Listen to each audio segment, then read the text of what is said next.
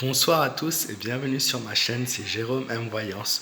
Aujourd'hui les amis, je vous donne donc les chiffres du moment pour le coronavirus.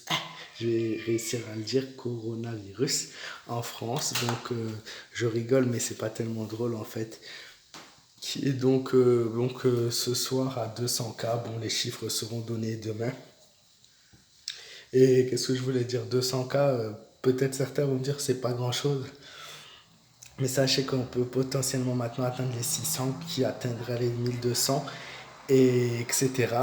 Le truc c'est que à travers cette vidéo, moi je fais cette petite vidéo pas pour vous donner les chiffres, il y a 4 morts ou 3 morts, je ne sais même pas le nombre de morts, vous voyez.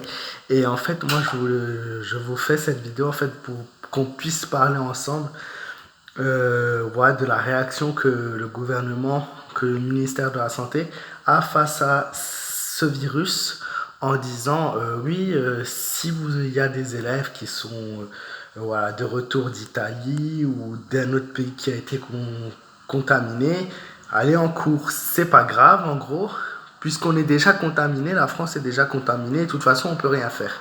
Donc ça c'est vraiment une solution de facilité et du foutage de gueule, encore une fois, pur. C'est pas les Français en général qui sont feignasses, c'est ce gouvernement qui sont de grosses feignasses. Voilà. Et en fait, le truc, c'est que je comprends pas cette réaction. Comment est-il possible de dire maintenant à un élève qui a été peut-être contaminé d'aller en cours pour contaminer surtout plein d'enfants?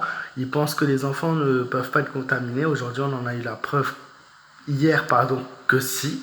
On ne sait pas les 80 000 victimes en Chine qui ont été contaminées, ils ne savent pas, ils ne les ont pas tous repérés en disant oui c'est un enfant ou c'est pas un enfant. On ne sait pas qui a été contaminé en fait, on ne sait pas, ça dépend du système immunitaire de la personne tout simplement.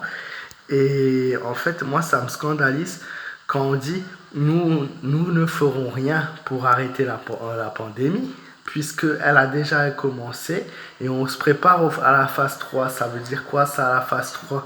C'est-à-dire qu'ils attendent qu'il y ait plein de personnes qui ont ce symptôme pour enfin réagir, qu'on soit plus haut que l'Italie. Peut-être qu'ils veulent essayer de monter au classement. Wesh les mecs, c'est pas l'Eurovision, hein, c'est pas le pays le plus haut qui gagne en fait.